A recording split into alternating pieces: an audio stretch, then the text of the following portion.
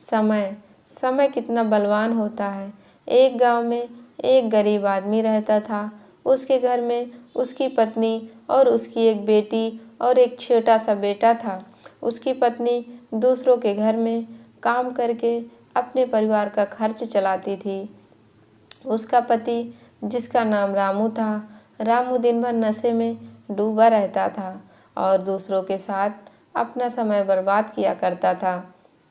कहीं इधर ताश के पत्ते खेलता दिखता था तो कहीं उधर लोगों के दरवाजे बैठकर गपशप मारा करता था। अपने परिवार का ख्याल उसे बिल्कुल नहीं था। उसके माता पिता ने उसकी शादी कराकर गलती कर दी थी। बेचारी उसकी पत्नी दिन रात काम कर कर अपने बच्चों का पेट पालती थी। यदि उसकी पत्नी एक भी दिन काम पर ना जाए तो उसके बच्चे भूखे रह जाते थे। इसलिए उसकी पत्नी प्रत्येक दिन दूसरे के वहाँ काम करती थी। लेकिन रामू को इन सब बातों से कोई फर्क नहीं पड़ता था। उसे बस अपना समय बर्बाद करके हंसी मजाक और पत्ते खेलने में बहुत मज़ा आता था। शाम को शराब पीकर घर आकर ज़ोर ज़ोर से अपनी पत्नी को चिल्लाता था। कई बार उसने अपनी पत्नी को मारा भी।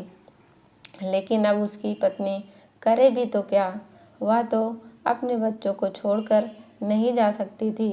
रामू को जो कोई भी समझाता था कि रामू कुछ कार्य करा करो, पैसे कमाया करो, अपने परिवार का खर्च तो उठाओ, तुम्हारे 2 बच्चे हैं, तुम्हारी पत्नी है, उनकी देखभाल करो, ऐसे अपना समय क्यों बर्बाद करते हो। रामू उसके ऊपर बिगड़ जाता था और कहता, तुम्हें इससे लेना देना क्या है, मैं कुछ भी करूं, यह मेरा जीवन है, मैं तुम्हारे घर में खाता हूं क्या। इसके कारण कोई भी गांव का सदस्य इससे इस विषय में बात ही नहीं करता था। वह सुबह खाकर निकल जाता था और रात में शराब पीकर आता और अपनी बीवी के ऊपर गुस्सा करता।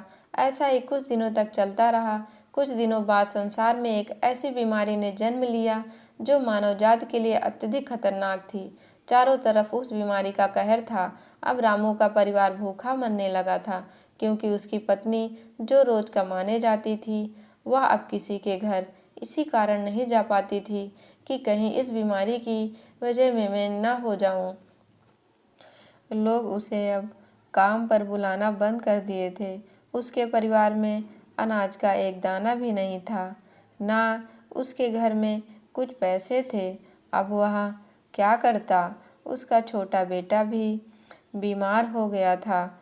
उसके बच्चे की तबीयत ज़्यादा खराब हो गई थी। तब रामू को समझ आया कि अपने परिवार को ध्यान देना चाहिए।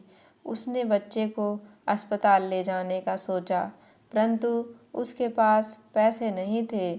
उसने गांव वालों से पैसे मांगने गया।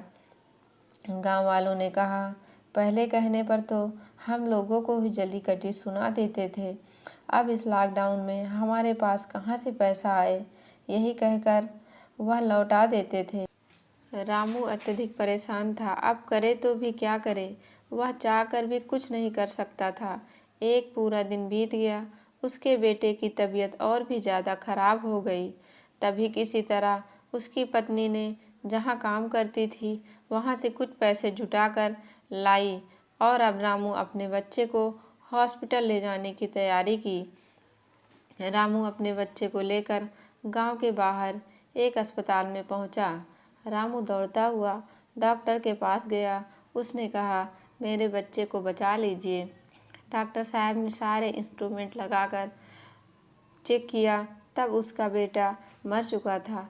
डॉक्टर साहब ने यह बात रामू से कहा, यदि तुम अपने बच्चे को 10-15 घंटे पहले ले आते तो मैं तुम्हारे बच्चे को बचा लेता। मुझे बहुत दुखी होकर कहना पड़ रहा है कि मैं तुम्हारे बच्चे को बचा ना सका। यह सुनकर रामू के पैरों तले के नीचे जमीन खिसक गई। वह रोने लगा। उससे कहने लगा, यह सब मेरी गलती है, मैंने जीवन में कुछ नहीं किया, सिर्फ अपने समय को बर्बाद किया है। यदि आज मेरे पास पैसे हो जाते तो मैं अपने बेटे को हॉस्पिटल जल्दी ला पाता और मेरा बेटा बच जाता। मैंने अपने जीवन में समय को बहुत बर्बाद किया। लेकिन आज मुझे समय को अहमियत पता चल गई है। तो हमें इस कहानी से यह शिक्षा मिलती है कि हमें अपने समय को बर्बाद नहीं करना चाहिए, उसका सदुपयोग करना चाहिए, तभी हमें अपने जीवन में सफलता मिल सकती है।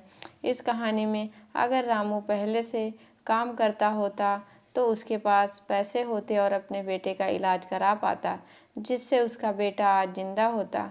दोस्तों, हमें हमेशा अपने समय का सदुपयोग करना चाहिए। दोस्तों, आपको कहानी पसंद आई हो तो वीडियो को लाइक और चैनल को सब्सक्राइब करें। वीडियो को पूरा देखने के लिए बहुत बहुत धन्यवाद।